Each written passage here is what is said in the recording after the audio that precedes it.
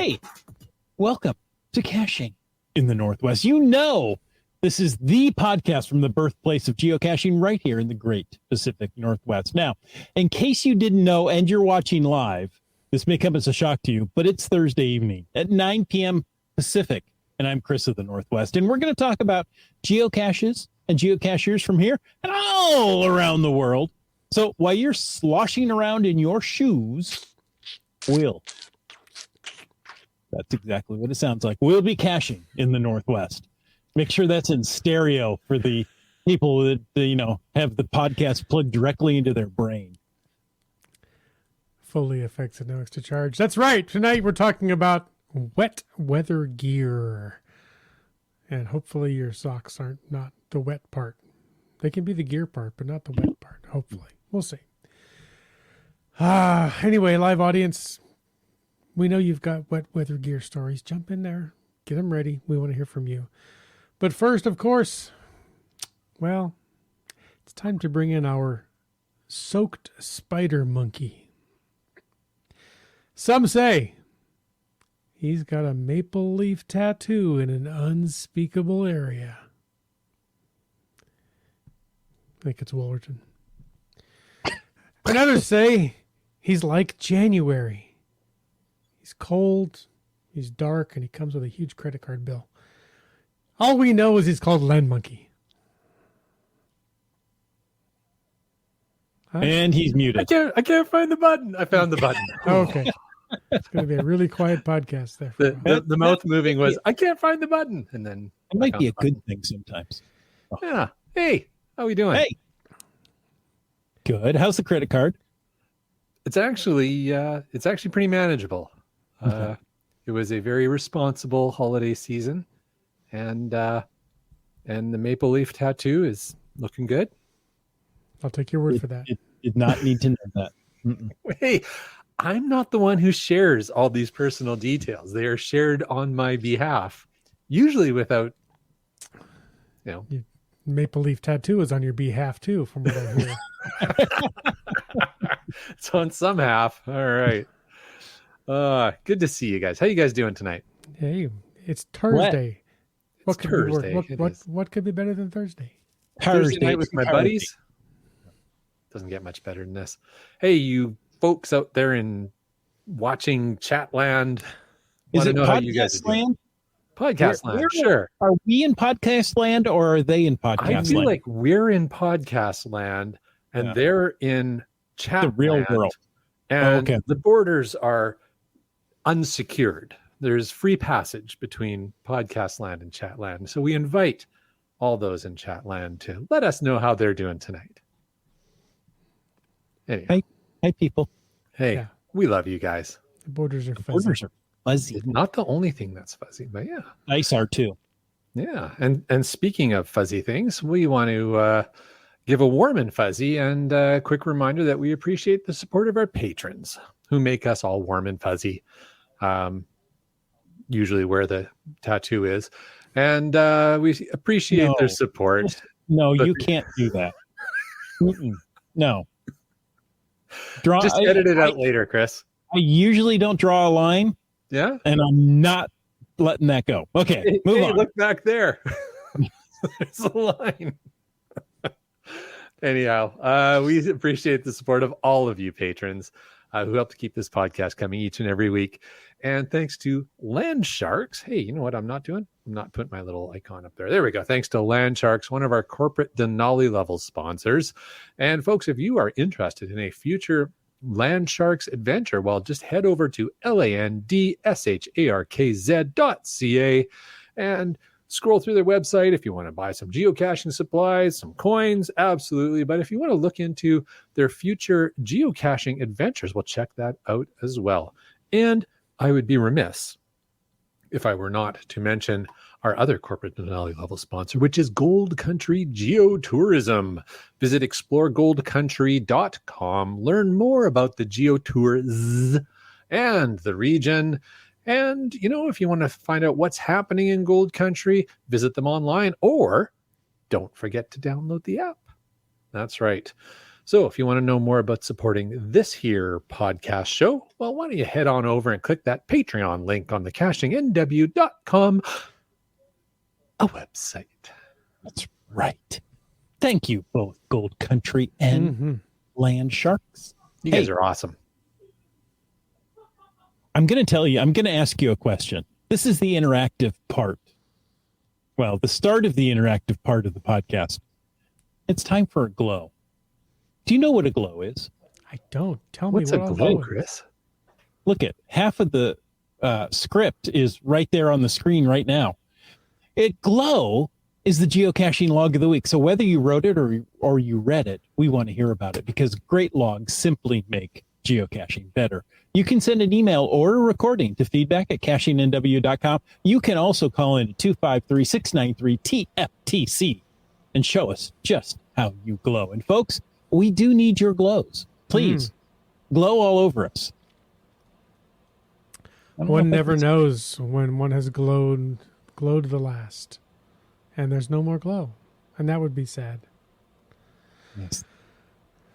Fear not, we have a glow for tonight from Kev MacD. So thank you to Kev MacD for bringing the glow tonight. It's from a cache GC9M1XX. So this is a double X rated. No, it's not. It seems to be. No, it's Kev MacD. Mike 1 X-ray. Okay. The log says, I was out today with Acadian Pie to get my smiley after a truly epic failed attempt at FTF. Let's go back to the beginning. When the cache and the associated Adventure Lab got published, I was out the door to attempt FTF. Bonus final coordinates came with only one small glitch. The final Adventure Lab stop was about 25 meters from what the Adventure Lab stop indicated. After wandering up the wrong forkaways, I doubled back to try the other fork, and the required plaque came into view. Perfect. On that day, it's raining.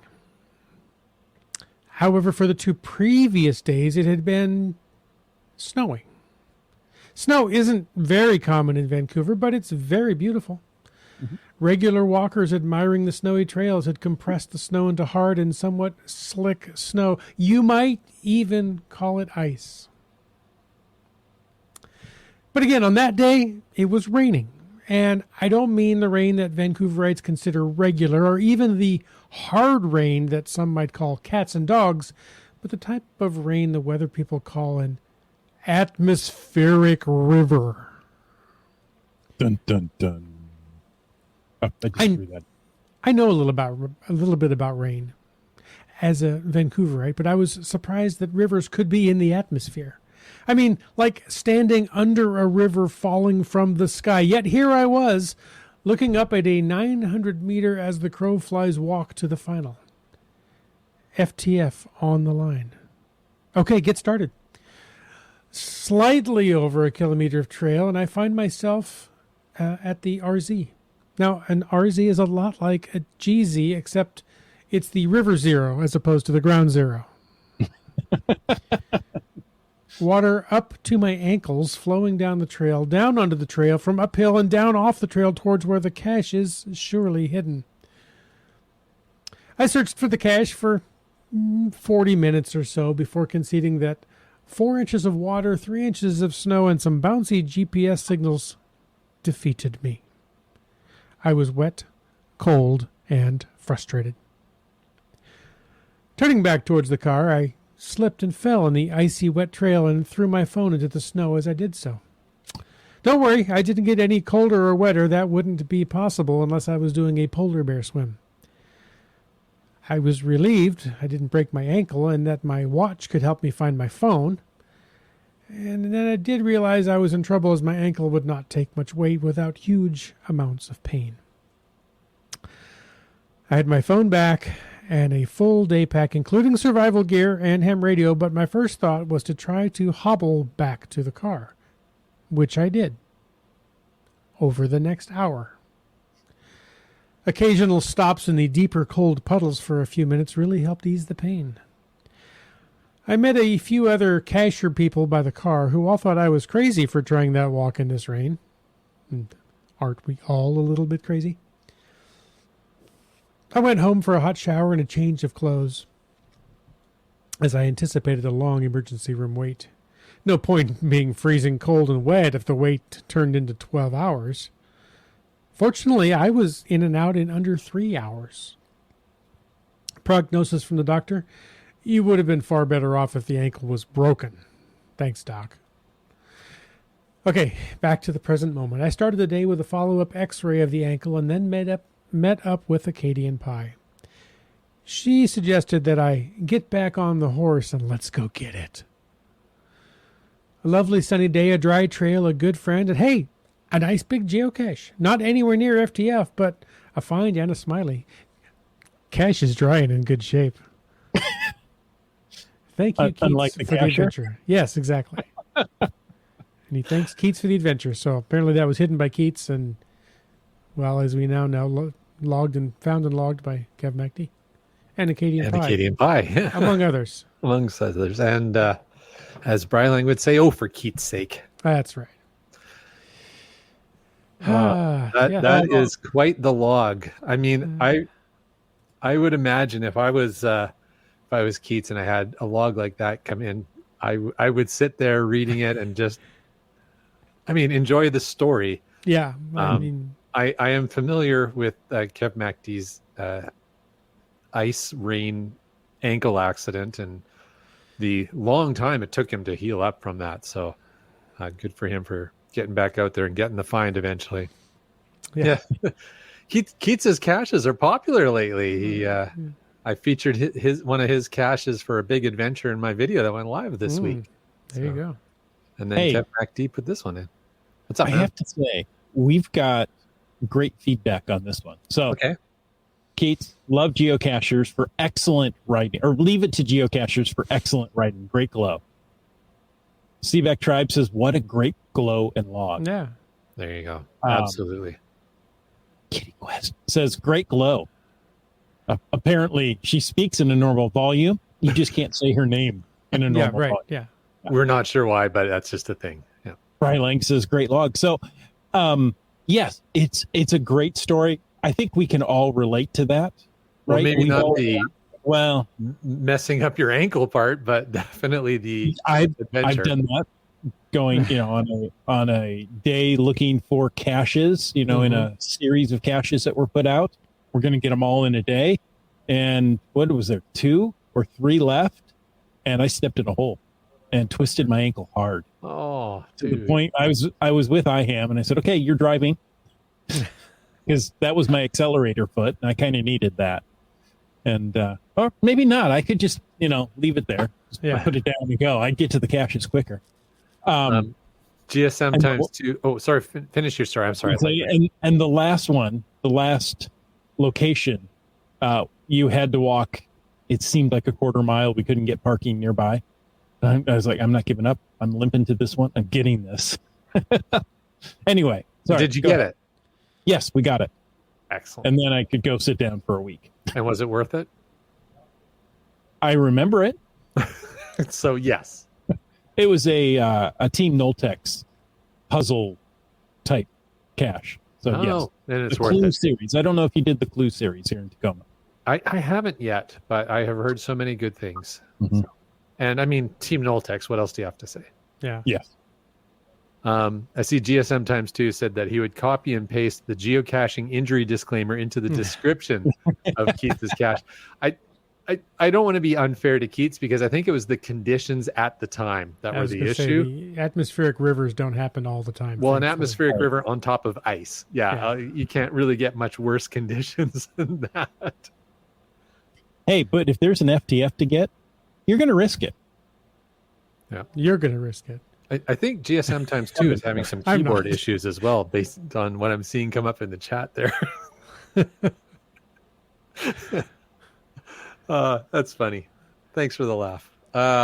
Anyhow, yes, Kev MacD, thank you for sending in. Well, first of all, thank you for writing a great log on Keats' cache.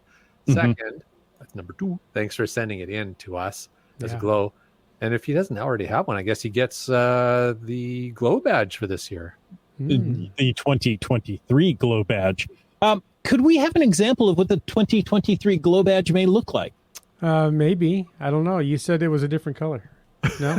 No, you've got it made, so we're using this. I see. Well, my transition is from last year, but the this is the fail part. There you go. How about that? There you go. Look at that. This is what happens when you try to put the graphics at the last minute and didn't get the chroma settings correct. So, but yeah, there's what I. Looks good, buddy. Thank you for that work. Sky blue Sure. in the land of sky blue glows. It's kind of an ice blue in honor of Kev MacD. Oh yes, yeah. Ice, baby. Which will eventually turn to more of a green before, and purple. Yeah. purple and then green. So yes, thanks for the log. Thanks for the glow. Thanks to Keats for putting out caches. And, Yeah. keeping the game board alive. Yep. And I think I've heard a rumor from Keats himself that he's about to do a mass archiving and put some new ones out. So we're looking forward to that. Ooh, a refreshing of the game board, if you will. Indeed. Tan-fastic. Sorry, what? Tan-fastic. Yes. Sorry. I thought, I must not have heard Chris correctly. No, I did. Yeah, you did. He's typing with somebody else's keyboard. JSM times 2's keyboard there. Probably. IHAM adds, unfortunately, the Clue series has now been retired. Oh, well, Yeah, again, they did refreshing work the on game their board. final location. Well, and where are you going to put the final to a Clue? The Clue game, if not in the I suddenly forgot the word. Federal Penitentiary? Conservatory. Yes. Yeah. The conservatory. That's brilliant. Yes. So we have a conservatory here in Tacoma. Many of the actual caches are still active, Oh, but the series as a series and the final for the puzzle is no longer active. So very cool. GSM times 2 says that he's not the only one with keyboard issues tonight. that's right. And fair point. Yes. Well, I don't think it's a keyboard. I think it's the fingers, because that's what happens with me. My keyboard seems to work fine unless, I'm using it. Yeah, I have that problem with phones. My thumbs are much too big Yes. or slow or something. I don't know. Yes. Folks, if you want to get in on the chat tonight, we're live at 9 p.m. every Thursday. Just use the hashtag WET. That's easy to spell, W-E-T, WET. Mm-hmm. I got that one. Yeah, that's good. Yeah. Of course, you can use the hashtag FATAST if you want to bring up something for the after show. Perhaps it's an event you're having this weekend. Perhaps it's, I don't know, something you did that you want to tell us about that's maybe not related to wet weather. Maybe you were in Arizona and you found a great cache and you want to tell us about it. It can rain in Arizona, but it doesn't. And also use the hashtag podcast baking to tell us what you've got cooking tonight, and the hashtag podcast drinking to tell us what you're sipping tonight. And I think Seebeck Tribe wanted to use the hashtag podcast laundry. The list just keeps on growing. what you're doing tonight, right? There it is. Funny. Podcast laundry. All right. Well, Hey. Clothes in the washer. Oops. Well, while we're on the topic, I'll share my podcast drinking for tonight. So tonight I am enjoying a beverage. It is a Parallel 49 Jerk Face 9 million, which just seems highly appropriate for me to be drinking during a podcast. Jerk face. 9 million. Your drink. Yeah. I don't even know where to go from that. Well, that was the opportunity for a segue. Were you done? I didn't want to interrupt. I'm done. Jerk face. Thank you. Yeah. Go. Hashtag jerk face.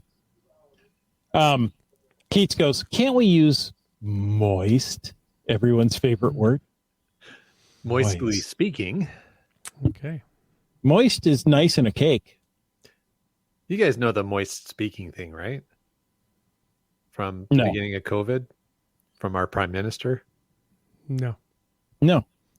It was the whole thing about like why to wear masks. And so when we were trying, our prime minister was trying to encourage people right at the beginning of COVID, like, folks, you really need to be thinking about wearing masks when you go in public. And this whole thing came up. He used the term speaking moistly. And boy, did that take off. That just became its own thing for quite a while. I can't imagine. You know, Canada. Yeah. We speak moistly. Mostly. Mostly. Mostly. It was only mostly. Oh, right. funny. Hey, there was some news from the geocaching blog this week. What was that? Did you read? No. Are Read you it in to the me. know? Hey, let me tell you. I show up here so that you will read me the news from the geocaching blog. That's why I come here on Thursday nights. Huh. I thought it was the contract. Okay. Anyway, they had 5 tips for hosting, not hoisting, not moisting, hosting an excellent geocaching event. Tip number 1, pick a good event location. Now, you know, you always think about this, right? Good location goes a long way in making your event a success. Pick a place that's easily accessible and that can accommodate the number of people you will expect to log a will attend. That's, kind of the basics. But do you ever think about that? Well, if you host an event, how many people are going to show up? Depends on where and when. And, it could be 10, it could be 100, so you got to pick a place that's going to host them all and they can stay dry and not be moist. Yeah. Maybe we'll just keep using that word tonight. Sorry, I am laughing at that, but I'm also laughing because I'm following the chat while you're speaking. They've gone. They're really playing off of the whole wise monkey here tonight. It's the paycheck. That's why monkey's here. I thought it was the court order. Yeah. Oh, you guys are awesome. I love our chat. Okay. Oh, here, sorry, Chris. Please Stu has real information. That's right. He goes 4 times as many that logged a will attend. Yes, that's how many will show up. Yeah, absolutely. And we're back to the moist chat. Moist chat. That's moi Saint Chat, by the way. Oh, okay. Your Saint Chat? I don't know. Just reading it. It's community service the monkey must do. Oh, thanks, Yoda. Thanks, Chris. Okay, so pick a good location, a location that will hold 4 times as many people that host a will attend. Because, I like to surprise people and say, hey, look, I'm here. Hey, we didn't know you were coming. That's exactly right. That's the point. I've done that. Chris, did you want us to jump in and help here, or are you good to keep going? I'm just lost on the first point. Let me come back around to the second point. It says write a thoughtful event description, and this is an area where I have a problem. Right? I mean, I have lots of problems.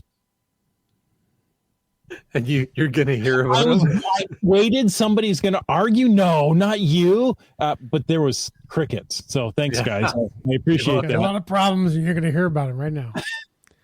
Doesn't matter that it's not Festivus. Here we go. Thanks, GSM times 2. He says, I may be having keyboard issues, but Chris of the Northwest is having lip issues. Each and every night I have lip issues. It's the tongue. I think it's too big for my mouth.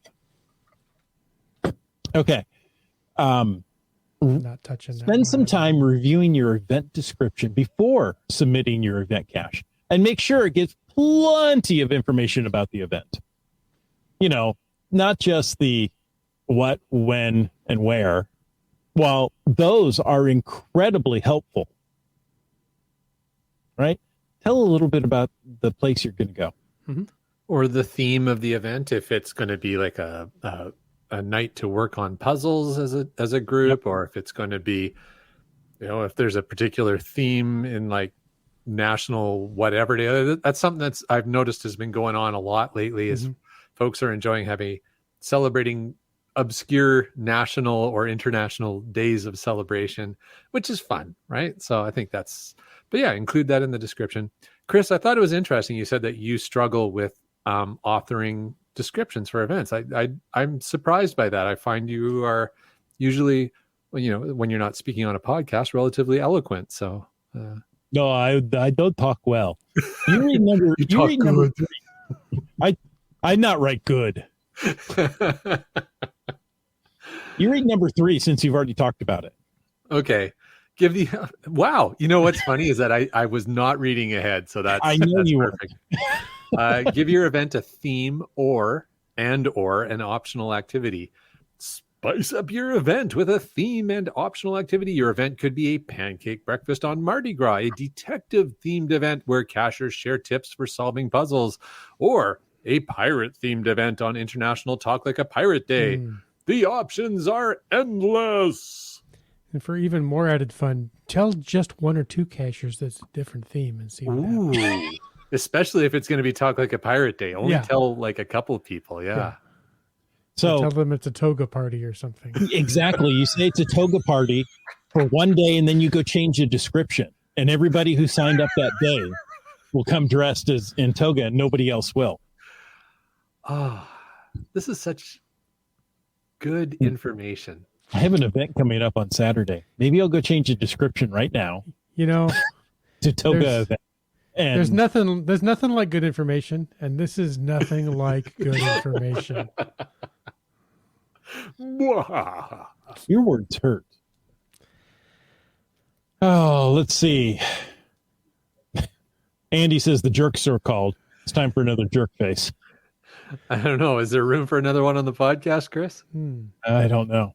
Wet Coaster says, I just washed my face and I can't do a thing with it. Okay.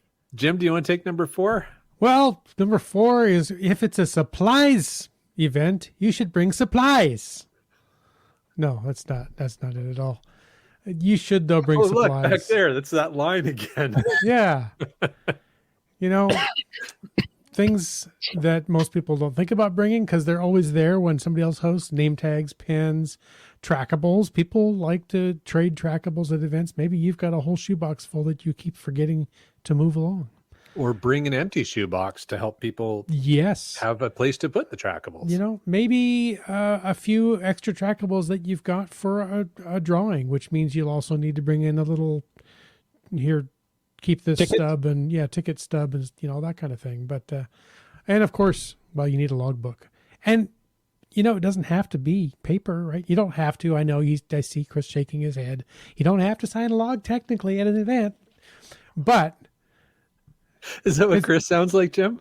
Sometimes when his lips are working well. You know what? Let's talk about wet weather. Let's get off of talking about me. I don't know. I'm kind of having fun ragging on Chris now. But it could be, it could be an actual log. It could be a bottle of barbecue sauce. I have signed some interesting items at events. So indeed. One of my last events, I brought a chunk of cement board I had left over. There you go. It has texture on one side, and that just created all. People are like, "This is the log. This is hard to sign. Work on it. Just sign your name." Yeah, there you go. It's a roast for Chris of the Northwest. You only roast the ones you love. Imagine if you didn't like it, Chris. I need this last tip. This is the 5th point, right? Yeah, have fun and make new friends. Good idea. Right? Don't invite your old friends to any of these events. Especially after tonight. Especially if they're podcast hosts. Yeah. Oh, the most important tip for making your event excellent is to have fun. Get to know your local geocaching community and add some new friends to your geocaching crew. And, maybe new podcast hosts. I'm thinking my days might be numbered here. Who knows? I doubt it.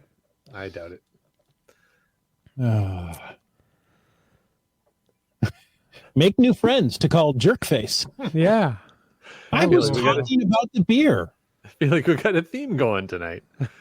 Well, as GSM times two said earlier, we're halfway through the podcast and yet no mention of wet weather gear. So why don't we segue on behalf of GSM times two, and let's start talking about some wet weather caching gear. Although I will, before we get into it, those are some actually, as much fun as we were having beating Chris up and also just riffing off the ideas. Those are some great ideas. If you haven't hosted an event before, give it a thought. Maybe it's something you can do this year. It's not that hard. It's pretty easy to just have a little meet and greet at a coffee shop or donut shop. Is a great way to get started at it. And from the chat there, don't intimidate the new cachers in attendance. Boy, howdy. It's so easy for, as he says, experts, Wet Coaster contributed this, experts standing around discussing difficult finds can make new people shy away from joining in. So good advice, Wet Coaster. Yeah. Yep, absolutely. And that's the thing that as well, right? Keep in mind is that events are something, as experienced cachers, us and a lot of the people in the chat, I'm sure, are like, oh yeah, we're always watching for events and we'll go to the ones that we want and and we'll meet up with some friends and we'll chit chat and whatever. But I think it's always great to remind new cachers what events are, how to come out and just get connected with the community, because it can be a little intimidating at first. So, if you haven't hosted one yet, give it a go. And if you haven't been to one yet and you're listening to this podcast, we're not all as crazy as these three guys. So, go check it out. Yeah. I mean, don't base your typical geocacher on what you see here on Thursday night. Jim and I promise, if you come out to your first event, we won't be mean to you. We'll save it all for Chris. Thank you. Wait, that could drive cachers away because they think, well, they're just going to pick on me next. Oh, well. Hey, let's talk about wet weather caching gear. We're going to cover a few different things tonight. There's lots of things you can consider. Of course, we're in the Pacific Northwest. We are used to January being wet weather per Kev MacD's log. yes. And folks, we've got some great ideas and suggestions. We'll talk about a couple of particular products, but we also want to hear from you as to your preferred or favorite wet weather caching gear. And I'll just sort of pause it there. And Jim, do you want to maybe get us started with some thoughts around where you would start with gear you'd bring? Well, so often we talk about gear and especially clothing gear, and we always talk about layers. So I guess you could start at the inner layer and work out, or the outer layer and work in. But let's start out and talk about the outer, the upper layer, your jacket. Some people call it a shell. It's wet weather gear. You want something that's going to repel the wet. Hoodie, cotton hoodie, probably not your best friend as an outer layer on a wet day. I tend to go with whatever plastic sheeted windbreaker was given away at the last trade show I was at, or hefty bag or something of that nature, because I'm cheap. But I have a hunch that Len Monkey's got something much nicer than that. I do, but Chris, Chris, why don't you jump in? You've got one that you had identified, and you never fail to share with us before the podcast about how amazing your new wet weather gear is. Well, I got some new wet weather gear, and I got to try it out at the cache machine. So the 20th anniversary Bremerton cache machine. The day was wet. It was a wet day, my friend. It started out dark and rainy. Was it dark and stormy? Dark and stormy. And it never got any better. It was dark and stormy all day. Light. I'm driving in the car. I need the headlights all day long. It's that kind of dark and stormy. Let me tell you, by the end of the day, the WeatherTech floor mats had water sloshing around in the driver's seat. Okay. That's the idea of how wet it is. It was damp. It was moist. But me, I was warm and dry. Ooh, do tell. Yes. Not, sloshing around in my boots. No, let me tell you. I started the day with an outdoor research jacket. This one is the Motive Ascent shell. And, this year, well, maybe at the end of last year, I decided, you know what? The rain jacket that I've been using for quite some time doesn't repel like it used to.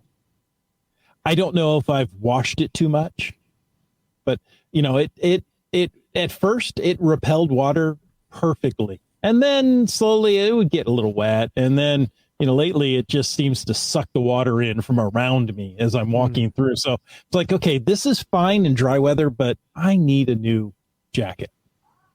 Yeah. And sorry, go ahead. yeah. So I went to our local REI because I can order these things online, but I want to try them, right? Each jacket has a little different feel, different fit. How's this one going to fit on me? Is it long? Is it short? And I honed in on the outdoor research products. I found one that I really like that has side zippers. And these side zippers can go up or down. Well, that, of course, the zipper does, right? You mean Chris, sorry, are you talking about pit zips? Yes. Okay. So vents, if you want to call them that. There are vents on the side in the pits, but there are also zippers at the bottom edge on the side to come up that allow you to sit a little more freely. Say getting in and out of the car, it allowed that little extra freedom there. The Ascent shell is not insulated. Okay. So it's a layer. It's a layer. It's not there to keep you warm. What you have underneath is going to keep you warm. And being able to regulate your vents, right, as you get more active or less active, allows you to also regulate your heat. And I stayed completely dry in this shell. The hood also has a bit of a bill on it, right? So it stays crisp at the top there, and has a pull in the back to help you adjust it to fit your head. So it's not 3 feet out in front of you and you feel like you're in a tunnel all day, or it's not too short and your glasses are getting wet. Right? So you can adjust it just right.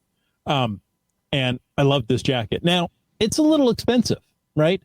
I want to say if you go out and buy it now, it's $200. Wait. You know what though? I think the reality, Chris, is that any really good outdoor rain repellent, rain preventing wet weather gear is going to be a little pricey, and it's an investment that's worth making if you plan to cache when the weather is not fair. And if you live in the Pacific Northwest, that's 80% of the year. So right. It's unless you move to where it's drier. But I think that's an investment worthwhile making, because it's that outer shell that will make or break the difference in your day. Exactly. MC3 Cat says Outdoor Research is a Seattle area company. There are others. I picked this particular one. That doesn't mean there others are not as good. This is the one that worked for me. And there is an outdoor research outlet store in Kent. And in fact, my wife and I were driving around and it was like, that's an outdoor research store. Let's stop. And things were 50 to 75% off. And if they had your size, you may not be able to pick the color. I went and tried the Ascent shell there. It just happened to be, duck yellow. And I thought, no, this is not quite the color I'm looking for personally. But, I wore it. I wore it in the store for half an hour as we walked around. And I was like, okay, I'm not hot. I'm not cold. This is actually quite nice. And this is something you can't do online, right? And that's what I went into. You know what's funny? You say that because I actually bought mine online, but my current shell that I use for poor weather, but I bought mine a recommendation from Brylang, who I saw him wearing his, and he has the Columbia OutDry jacket. Now, OutDry is a technology or a fabric type that the company Columbia uses for a number of different jackets. So if you go to their website, the Columbia website, you can see it. And so, I went through their website and did some sizing and picked the one that worked for me. And I have been absolutely delighted. I bought it before our Euro 2022 trip we did, and we got caught in a couple of pretty bad rainstorms when we were exploring Europe. Would you call them a river? Like an atmosphere? It was one of them for sure. When we were in Copenhagen, was atmospheric river style, and this thing was amazing. And I've been wearing it here since I've got back. It's a fantastic shell. It's if you take a look at it online, you'll see what they've done is it is the waterproof type material, has some great pit zips in my version. Now, here's an interesting thing is like with any of this product, there's different sizes, fits, versions of these. So, Bri Lang, myself, Acadian Pie, who was on the hike with me. So I think it was I mentioned earlier in the chat, but if you watch my latest video on YouTube, you'll see us all wearing the same kind of jacket, but there are different versions of the same jacket from Columbia, and their out dry basically has whatever they do with the material. It is absolutely impervious to rain. And then what they do is they put the tape on the outside of the stitches to really waterproof the jacket. So, thank you, Bri Lang, for putting me onto the Columbia out dry technology. I absolutely love that shell. Again, cost a little bit more, but I think somebody else, there's a couple of people who, here we go, CRS 98. Rule number 1, you get what you pay for. You spend money on the shell. Absolutely. Honestly, underneath the shell, whatever you layer up, you're probably going to put a polar fleece, and then you're going to put like a technical fabric a t-shirt is what most people tend to do. And those will give you great layers, and they can be there's so many options and varieties on those layers. But man, you want to spend money on that exterior layer because that's the one that's going to make or break your day. Exactly. And make sure you get a size that you can wear a few layers underneath. Right? Good advice. So it may be a little large in the spring, but in the winter, you're going to need that extra space to put in a polar fleece or two and, 6 layers of your sports wicking, water wicking fabric underneath. Keats added something I want to jump to, and there's a I don't think we can keep up with the feedback in the chat right now. But do you want to pull up the breathable one that Keats just posted there? Breathable jackets are a necessity, and I think that's an important point when you're hiking. If you're going to do a long hike, if you're just doing like low energy kind of stuff, then like your Helly Hansen rubberized rain gear is going to keep you absolutely dry, but you're going to get real warm. That stuff and not a lot of flexibility. And not a lot of flexibility for crawling under trees to find those caches, but it will definitely keep you dry. But it's like, know the right gear for what you're doing. Again, right, you can't go wrong with the Helly Hansen stuff. They're rubberized stuff if you're looking at just keep me dry. But if you're going to be hiking up, 900 meters of incline, you don't want to be wearing that. Exactly. So Sorry. let's see. Did I take you off track? No. I was looking for. There's so much in the chat. You guys are amazing. We can't keep up tonight. Exactly. Seaback Tribe says, I saw so many cachers wearing sweatshirts at the cache machine in the mid-morning event. Sweatshirts and jeans. Oh. And I would see, they're wet up to their knees and they're wet down to, their bellies. It's just that midsection that seems to stay dry somehow. Oh my gosh. Yeah, wearing, here's Wet Coaster saying, get a jacket with vents in the side. Keeping water out keeps heat and sweat inside. Yeah. Being able to vent is important. And I call them pit zips. You're calling them vent. Yeah. The same idea. Yeah. It's those zippers under the arms that go like halfway down your chest. They make a huge difference. So, Keats also says carrying a spare jacket is always a good option. Yeah, right? If you've got the capacity in your pack, for sure. Can you pull up what Carlo? Oh, sorry. Okay. Yeah. Let's talk about what CRS 98 has there. It says Gore-Tex rain jacket. Full stop.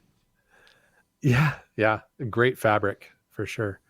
I bring up just Carlo because we haven't gotten to this, and I don't know if you're going to get to it. I know you want to talk about pants, but this is something I definitely agree with is your footwear. So he says he's got Columbia waterproof hiking sneakers and a couple pairs of Vessi shoes. I have a pair of Vessi shoes. Mrs. Monkey bought them for me as a gift. Doing that, well, I don't usually buy shoes online. I don't know. We were kind of like, I don't know about this. They have become, they were my travel shoes when we went to Europe, and they are my go-to Vancouver life and travel shoes. It's a Vancouver product. They're made locally here in BC, and they are insanely waterproof yet breathable. They're not Gore-Tex, but you check them out. VESSI, I think .com or .ca. Either one will work probably.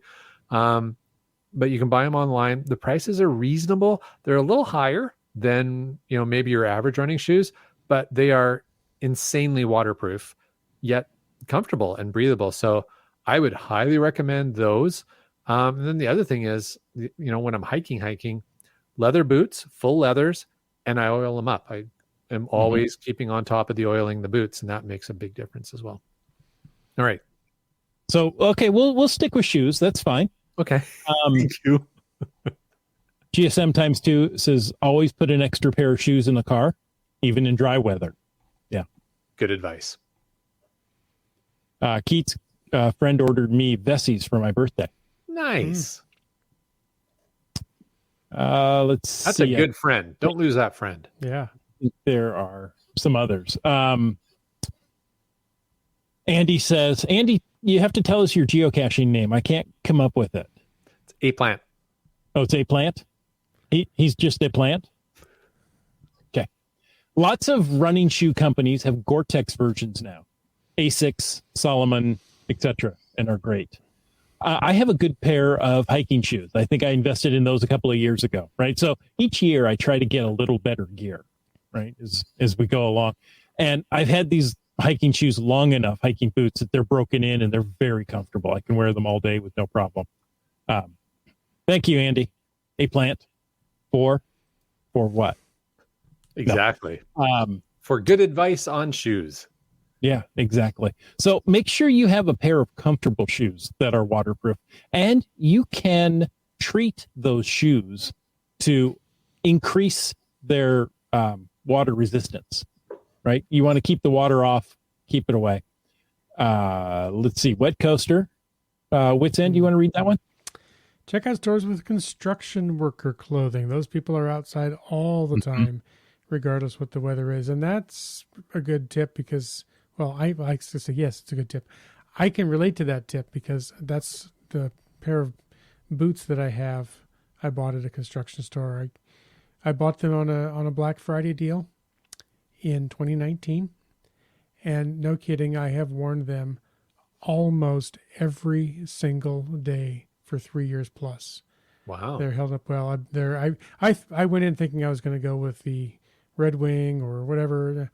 Wound up with Redback boots. They're made in Australia and they're excellent. They're just pull on. I think the model is the Easy Escape. It's a what do they call that? A Romeo boot. It's over the ankle, soft boot. Very, very waterproof and very comfortable. And yeah, I love them. Can I just say that I am really looking forward to the sponsorships that we're going to get from all these different companies who we are saying how great their products are. Yeah. And we're just mentioning what we have and what we've experienced. Fair Not enough. saying there's anything wrong with anything that you have.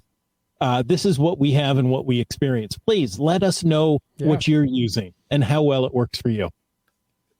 We've talked about this. GSM times 2 just shared something that we've talked about many times on the podcast before. And I think we alluded to it earlier. Jim, you alluded to it earlier in the comments about wearing a cotton hoodie when you go out in a rainstorm. But GSM times 2 says, remember, cotton kills. I'm a little dramatic, but the point being, Leave the jeans, t-shirts, and cotton socks at home. Absolutely. And then on the theme of socks, since we're talking footwear, Chris says the darn tough socks are great. I think all of us are big advocates of Darn Tough as a sock company. Yeah. Lifetime warranty. They're supposed to have a lifetime warranty. I got my son a pair. He's in his 20s. I figured, you know what? Let's test it out for him. Right? Hey, son, I'm going to buy you one pair of socks. That's all you're ever going to need. Worn it every day for 3 years. Oh, no. Now, let me back up. Sorry. Let me back up to the cotton. Yeah. Cotton is fine if it's your backup clothes. You know, hey, I'm done caching. I want to get out of my wet gear and go into the event. Put on your cotton stuff then. But don't wear it when you're going to be out in the rain. Okay, there. That was it. You know, keep an extra shirt, pants, shoes, and socks in the car just in change case. of clothes. Like if you're going out caching and either the weather is calling for wet or you know it's already wet, just throw a change of clothes in the Jeep. I mean, worst case scenario. And don't forget the towel, Chris.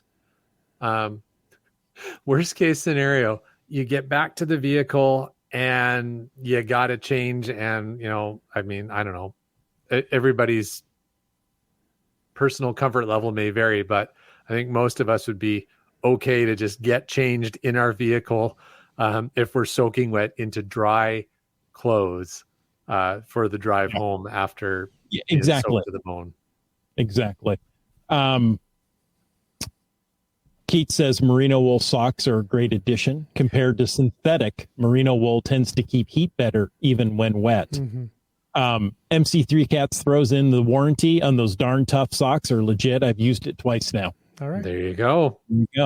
So he has at least one pair of darn tough socks that he wears every day, apparently. Excellent. Wool socks, allergic to pure wool. The Hoopy Froods know where their towel is. It's a Hitchhiker's reference. Yeah. The Hoopy Froods know where their towel is. Yes. Nice. So you can get synthetic wool if you're allergic to real wool. Back to shoes really quickly. B Pendragon really likes the frog togs. We got him for biking in the rain. Yeah. Forgot about that company for sure. Fryling likes the Kirkland wool socks from Costco. Yeah, I have several pairs of those. Mm-hmm. Yeah. So Chris, we've gone down the road of he has many pairs, by the way. Okay. Darn tough. That was one of the gifts I got from Mrs. Monkey for Christmas this year was a new pair to add to her growing collection of darn tough socks. Hold on, Land Monkey. Yeah. Let's have a minute. Let's have a little counseling moment. Okay. You bought your wife socks for Christmas? I did. I didn't buy her a blender or any other kitchen appliances or a vacuum cleaner. I bought her a pair of socks because, as we all know, when you're young, you know, pre-teens, and you get socks for Christmas, frowny face, tears. I didn't want socks. When you're 40 plus and you're a geocacher and you get socks for Christmas, particularly darn tough socks, you're, you love me so much. Okay. Hey, I did a quick search on Amazon. Yes. And you can get a 3-pack of merino wool hiking socks for $12. Now, okay, but here's the thing that I think needs to be considered. Are those pure merino wool or are they a merino wool blend? Because I think that's an important thing. Often the really cheap ones are a merino wool blend and or a merino / some synthetic fabric blend. And they still have some merino in them there, and that's good. But I think you want to weigh more on the side of more merino, less blend, as it were, right? Because you're going to get more of that effect. So again, I think it can tend. You need to, it's the old your mileage may vary, but you need to be paying attention to that. Just because the word merino is in there, particularly if it's followed by the word blend, do your research, and if it's, if it seems too good to be true, the price It just might probably be. is. Okay. A plant wants to know who didn't get socks for Christmas this year. Awesome. Oh, we got to get some darn tough socks out there. I have some. I We just need didn't get a them for Christmas. sponsorship.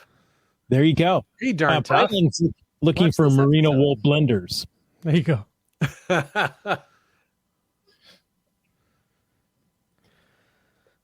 I can't resist this timing. This is for the FATAS, but never get your wife an ironing board for Christmas. Lessons learned from my mother, referring to my father. Okay. Seems like See? good advice. Just good timing.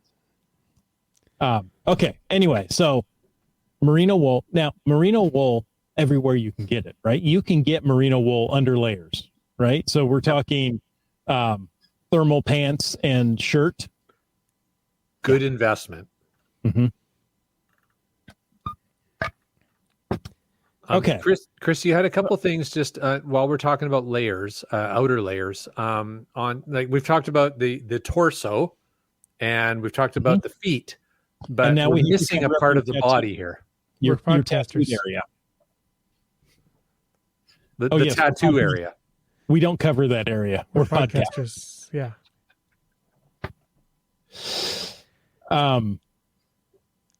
Now the pant, I'm just thinking out loud now, right? The one area I didn't cover is underwear. I always wear cotton underwear. Am I not supposed to? I feel like That's a underwear tough could one, be its right? own episode, but Yeah. And does and Superman maybe have we need more bulletproof gender underwear? equality if we're going to do an underwear episode. Yeah.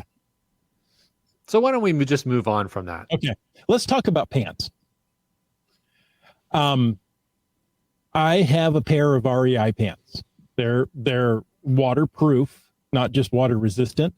And as I was in and out of the car and in the rain, my pants were they looked wet on the outside, but I was not wet and cold. And reaching into my pockets, everything was dry. So having a good pair of pants, I'm really sold on having hiking pants, of course, over jeans, right? Jeans are going to get wet. When jeans get wet, they don't move well, right? They tend to stick to areas you don't want them to stick to. Yeah. Let's just talk about that very briefly. I absolutely love a good pair of jeans, and on a day-to-day basis, I wear jeans to work. I wear, whatever.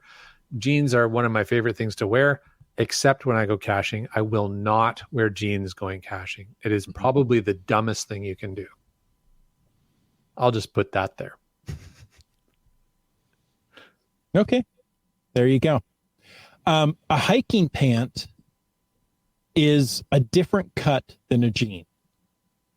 It allows a little more movement, a little more stretch than you're going to get from a jean, and allows you to get over logs maybe without falling and impaling yourself. It could happen. There you go. CRS 98 says, I use trail pants. I talked with him the other day at the cash machine. And he mentioned the Amazon Essentials or Amazon Basic hiking pant. It's $18 at Amazon. Wow. That's pretty cheap. At that, you can get a couple pair, wear them. They look good. They wear well. They stretch easily. You could wear it to work and nobody would complain. So that's a good point. And I think sometimes it's, so here's the thing. If you got a really good rain jacket, like the one that you have, Chris, or Jim, or the one that I have, the Columbia Outdry, and it's just repelling, the water is just pouring off it, where is it going to land? The water is all going to go down onto your thighs, and you're going to get soaked on your thighs. So, I mean, again, definitely the reason not to wear jeans. But sometimes I find, like, depending on how bad the rain is, even like a pair of like the quick dry type fabric on the pants, then it's kind of okay, because it'll dry out fairly quick. And if it's kind of raining on and off, but if it's pouring, you're going to want, maybe even better than moisture wicking, you're going to want some pretty good pants. But then I find there's a line that you draw there, right? So I've got a pair of hiking pants that are fantastic, but they are semi-rubberized. Like they're water impervious, but they do not breathe. And so if I'm just doing an easy trail or, not a serious hike, I'll definitely wear those. Or if we're like in and out of the vehicle, I'll definitely wear those because I absolutely stay dry as a bone. But talk about moist. Yeah. But if we're doing a bigger hike, I've actually got a different pair of pants, and I here, inside scoop, I've ordered a pair of new caching pants that I'm waiting for them to arrive. They haven't arrived yet, from a BC based company, so that I want to support local. So once I get those in and I test them out, I'll do a field tested video for those. But generally I'll try and wear pants that'll dry out relatively quick, but will be somewhat water resistant. And I think that's kind of what you're getting at, Chris, is like, right, try and keep the water off the skin, keep them from sticking to your skin. And at the end of the day, it's about keeping your body temperature warm. I can't mention a lot of things that have been said in the chat recently, but IHAM says, I picked up some Eddie Bauer zip-off pants at Costco last spring. Not great for super wet weather, but nice enough that I can wear them in the office or out on the trail. There you go. I think that's the kind of thing I'm talking about, yeah. Rylan got some Helly Hansen rain pants, and they work quite well. Now, I'd be curious with those if they're the ones that don't breathe super well, because, again, I have a pair like that I very much enjoy wearing as long as I'm not doing an arduous hike. But if I'm doing an arduous hike, I find I sweat so much inside them that it's like, well, what was the point? Land Monkey will have to do a certain dance when he gets his new caching pants. All right. Good advice. One I've heard about, there's a certain lackey that loves, I believe it's pronounced Prana, Prana. I'm not But familiar it's with PR that. capital A-N-A. And this certain lackey, they look like leggings. This lackey is a female, and they look like leggings, but they're tough and they're water repellent. That's pretty cool. So you should reach out and find out from that lackey what they're wearing. Find some non-awkward way to ask her about her pants. Oh, no, I went full awkward. And that's when CRS 90, he was there, CRS 98, and we had the conversation about his pants. Ah, there you go. I have to come and ask you about your pants. Please, I've been admiring your pants all evening. Can you explain to me a little bit more about them? Yeah. Oh, look, there's the line. Yeah. Dora I Moore. love my scout pants because they can be pants or shorts as needed. Yes, thank you, Seaback Tribe. That's good advice. I think she's talking about like the zip-off type of hiking pants there. And personally, at least the zip-off pants that I've had, the zippers are never in the right spot. They tend to be right on my knee as I need to bend down. So, if you bend down on concrete or wood, you've got, this, plastic zipper tearing right onto your patella. Ooh, ow. No, Yeah. these are no good. Dora Moore shares that she's been wearing her cross-country ski pants all winter. They are water repellent and keep her warm. So there's some good advice there. And Keats94 had said it's Prana, not Piranha. Although, honestly, Chris, if I had been in the same conversation you were in, I would have heard Piranha as well. I've looked on the website. It's Prana. So I don't know if it's Piranha. I don't know how to pronounce it. Prana. Yeah. We'll go with Prana. Yeah. But Keats says that he's had them as well, the bag gear type, and says they're very good. So there you go. Okay. So have we covered enough? We're over time. Sorry, Tim, go ahead. I would just say we've covered a lot. Yeah, I don't know that we could cover everything in one episode, because there's a lot to cover. Thanks especially to the chat for throwing all that stuff in there. Throw up my final tip. My favorite outer layer is the vehicle. I was like, I prefer to drive on these situations. I say, I think it's over there. Go check it out. I'll wait right here and keep the car warm for you. Oh, what a nice guy. Yes. It's just another service I provide. Your outer layer's big enough to share. Yes. There you go. We didn't talk about Preferably heated hats. seats. I love this from GSM times 2. Sitting on fingers to keep filtering out what awkward or full awkward question I could ask about the lag. Oh, trust me. If you watch this podcast, we'll come up with lots of yeah. awkward things for you to ask lackeys. Yeah. Hats. Your typical ball cap is going to get wet. I was just talking with MC3 Cats today, and he was out working, and he could take his hat and just wring water out of the bill of it. It was so wet. So a Tilly hat, Yeah. one that has some ventilation there, so your head stays cool. You can stay cool thinking in the Tilly. And there were some tips much earlier on in the chat, and I think we missed them, about some various hat styles or types of hats and brands of hats that are great to wear. I think Tilly is definitely. The other thing I've seen, and I don't think it's Tilly, but there's like an Aussie style waxed leather. It almost looks kind of like a cowboy hat, but not. So that if you can kind of visualize the appearance of it. I know a couple of people, Bullcacher up here in BC has one. I know a few people have those types of hats, and they're fantastic all-weather hats. I have one. I've had it for years. Okay. I wore it a lot.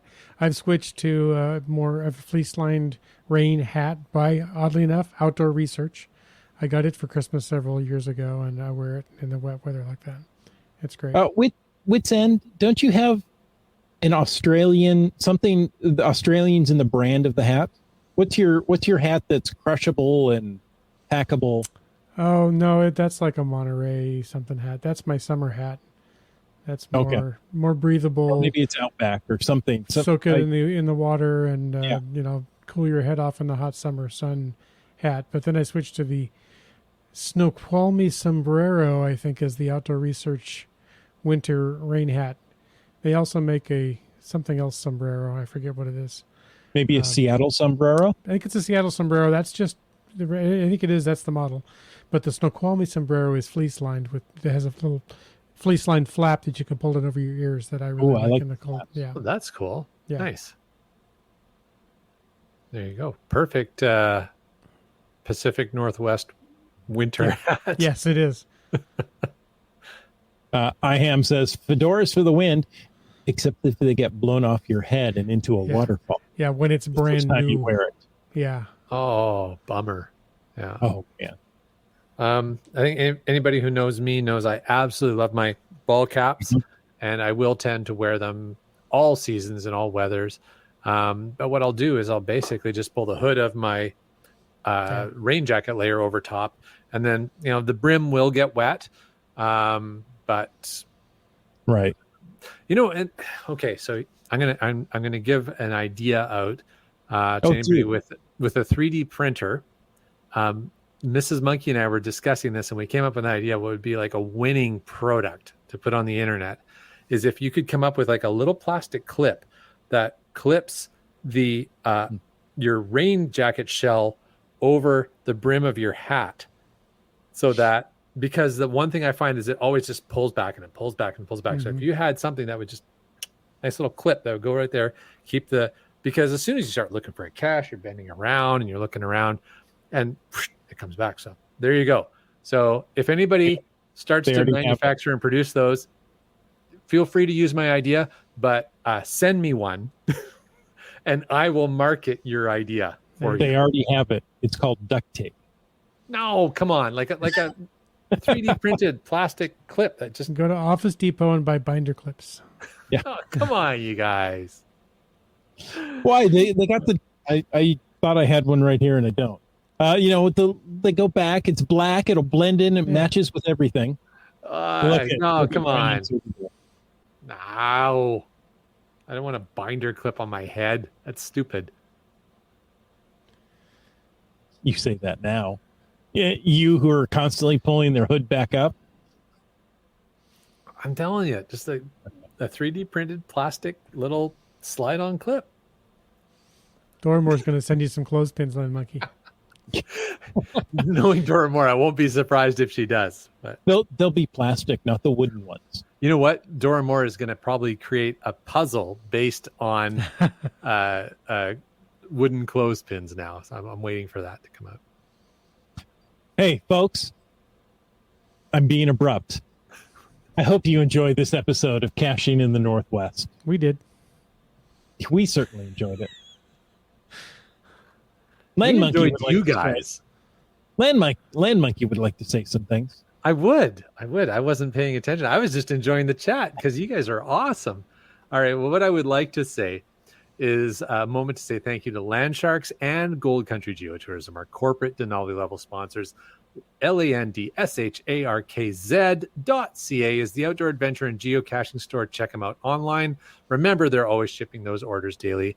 And for absolutely amazing geocaching and travel adventures, check out exploregoldcountry.com.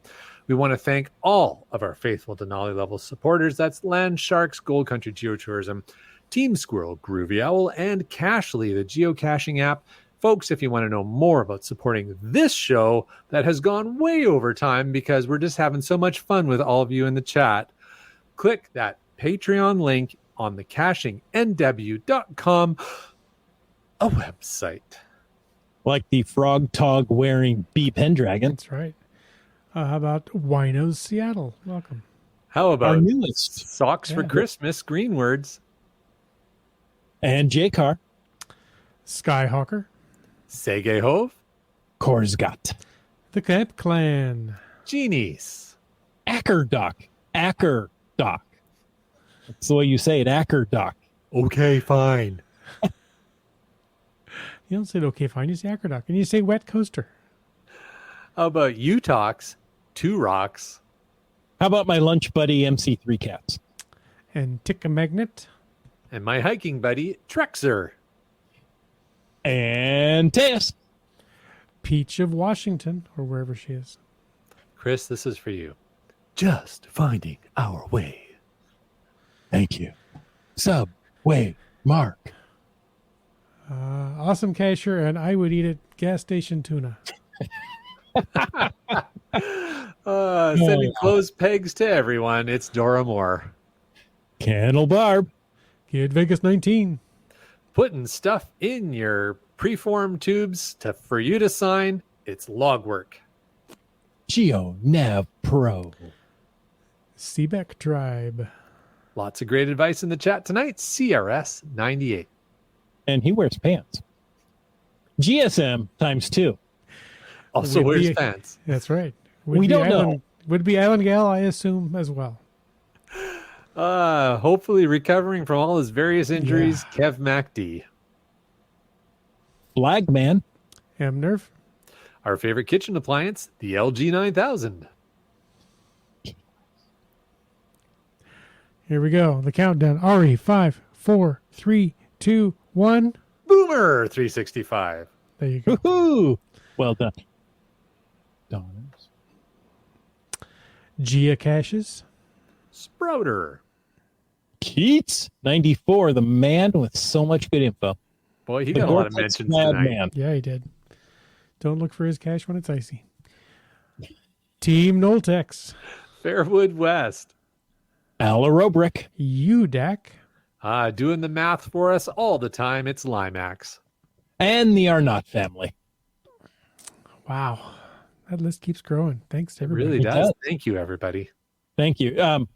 I didn't get it out cleanly. Wino Seattle is our newest patron. Welcome. Thank you, Wino Seattle. Thank you very much. And folks, thank you for taking the time to listen to this episode of Caching in the Northwest. Your support helps keep the quality shows coming. If you like the show, click the Patreon link on the cachingnw.com website. Now, if you didn't like the show, you're probably moist, and you should let us know what you want us to talk about. In either case, please subscribe on Apple Podcasts, Google Podcasts, Stitcher, iHeartRadio, Spotify, and more. Subscribe and give us a review. Now, if you were in a restaurant, you would tip. If you were in a live audience, you would clap. But since you're on a podcast, leave us a free, fabulous, fast, fantastic 5-star review. You can also call into 253-693-TFTC and leave us a comment, ask us a question, or help us dry our socks out any time of the day or night. Of course, you can email us at feedback@cashingnw.com. Join us every Thursday night at 9 p.m. Pacific for a live show and chat. This show is produced by Chris Umpenauer, Jim Paulwitz, and Jay Kennedy. It's licensed under a Creative Commons Attribution 3.0 license. Copyright 2023. And folks, stay tuned for The After Show. The After Show. It's all you, Jim. How did it get to be 2023 already?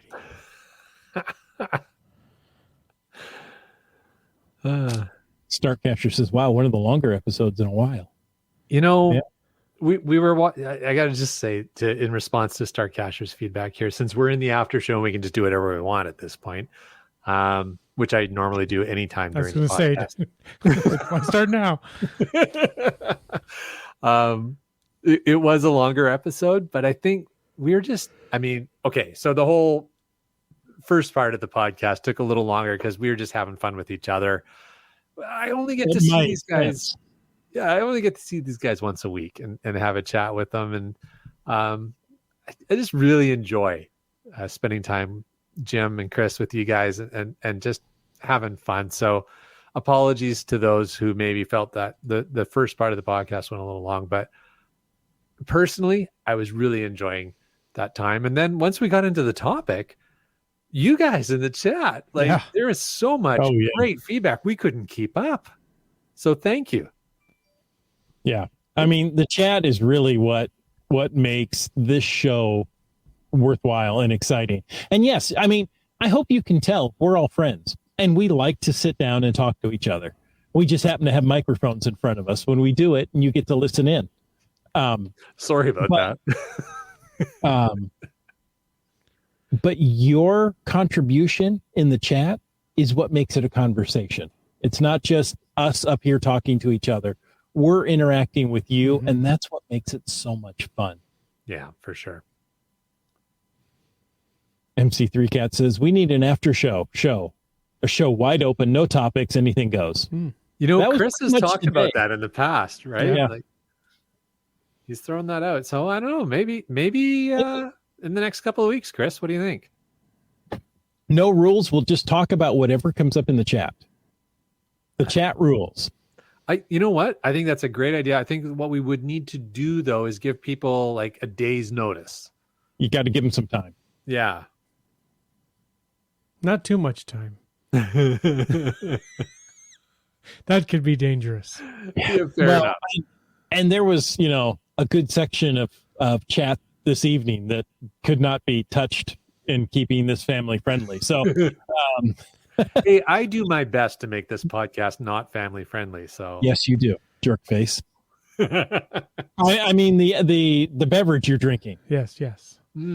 And on the family friendly note, on a serious note, thanks to those that moderate the chat. I did see some things come up tonight that were definitely not. It happened. It doesn't happen every night, which is great. I didn't see anything tonight. It was. I saw it too, Jim. I think it was Dora Moore that caught that one. It was. But so thank you, Dora Moore. But we have a few moderators in the chat. We have a handful of you folks who have I think it's a hammer or a wrench. It's a wrench. Yeah, wrench. It should be a hammer, honestly. It is most everyone, actually. Is it? Okay. Most of the regulars, yeah. Okay, so you all have the ability to punish people who come in here and misbehave who aren't me. We'll punish him. There we go. I just made Kitty Quest and Komakino moderators. Oh, there you go. Awesome. Thanks, guys. Guys, in the past, I know we've gone long. I'm just still chatting. In the past, we've had people come in, ne'er-do-wells, shall I say. And you guys have jumped right on it. and removed him out of the chat, and I don't have to worry about it. That's what happened tonight. There was one came up quick. Dormore was immediately on it, gone. It was wonderful. Yeah, thank you. We do. So thank you guys. I joke around a lot on this podcast, but in all sincerity, we appreciate Dormore tonight, but all of you who have the wrenches beside your name, who we have made moderators, and we've made you moderators because we trust you. And exactly you've illustrated that you are supportive of this podcast, and you're looking out for the best interest of everyone who's listening and everyone who's watching. So thank you. If you can dodge a wrench, you can dodge a ball. Nice dodgeball movie reference. I like it. Exactly. Seebeck tribe it's scary to have that kind of power. Well, with great wrenches come great responsibility. I believe that's a direct quote from Spider-Man. Mm-hmm. Uncle Ben said that. He makes good rice. He does, doesn't he? Dormore's still sending the clothespins. I would expect nothing less. We got to one day we'll have to try and find a Dormore puppet. I don't know. I was thinking. Oh, okay. You can't handle the wrench. That's funny. Hey, on the puppet topic. So, shortly after Christmas, is my daughter's. No, my daughter's birthday is long before Christmas, but shortly after Christmas, we were visiting with my daughter and her fiance at their place, and the one the wall's named after. Yes. Almost. And we were having a fun chat, and the topic of episode 100 came up. And so I'm explaining to my future son-in-law about what happened on that podcast. And he's just looking at me like, and I'm marrying into this family. You know, you may fall in love with a person, but you marry the family. Yeah, you do. Just say that. Just know that. Oh, but Luke, I am your wrench. There you go. It's getting crazy out there in Chatland. Chatland? Is that what we called it? Yeah, Chatland. Trying to remember. I'm trying to go all the way back to the beginning of the podcast. I don't even remember the beginning. Like an hour and a half ago. Kitty Quest is just drinking Dr. Pepper again tonight, though considering adding a bit of bourbon. I'm hoping by this point in the podcast she has, because she'll probably regret it if she hasn't. Wet Coaster says the flights we booked for the UK last week have already been changed by the airline. Wonder how many times that'll happen before we. Ugh. Yeah. I'm sorry to hear that. I'm sorry to hear that's still a thing going on. I mean, I guess that was happening pre-COVID as well. I mean, it happens every once in a while. It's gotten worse here in the last several weeks since Thanksgiving. Right? Really? U.S. Thanksgiving, yeah. Well, at least in the U.S. I mean, Southwest shut down because you guys had a bunch of big winter storms in the East, right? Storms, software issues, and different things. Yeah, we've had thousands of flights canceled in a day, and right. It's still a big backup that they're trying to manage. I totally forgot about that. Yeah, wasn't it like the whole FAA network went down or something like that? Briefly, yeah. Ugh, that's scary. That's bad. One thing I didn't read here, we're going through this, GSM times 2. So SoCal, my most important wet weather gear is my TV remote control. 17 days it rains. Nice. Yeah, no sympathy from me. That's right up there with my vehicle outer layer. Yeah, exactly. Dormore says, I have a backpack rain cover. I'm not a fan of having to empty out and dry out everything in my pack at the end of the day. I don't have one. I'm gonna have to that get is one. Great advice. Yeah, if you can get one of those, they're not expensive. It's usually kind of like an elastic, rubberized, waterproof thing. It just slips a large right over. hairnet, right?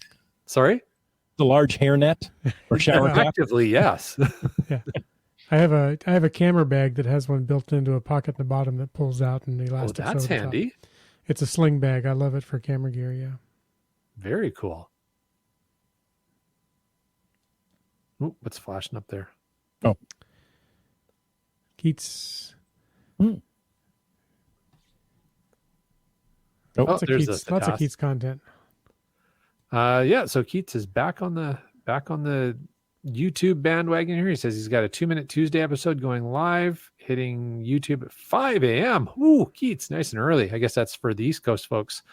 5 a.m. on Tuesday, geocaching with his dad on Vancouver Island and his dog Clyde. Nice. Looking forward to that, Keats. Thanks for sharing that. If Clyde is in the front seat, can you say right turn, Clyde? I'm really hoping that happens in the video, but we'll find out. Very cool. Yeah. Komikino shared something here. Yeah, he's going to Japan in April. Nice. Kashtaki ni Fatas. Nice. Love Looking forward to that. Oh, we're getting a signal from behind the green curtain here. Yeah. Folks, oops, I thought I killed that thing. Thank you so much for joining us. And until next week, get out and get caching in the Northwest.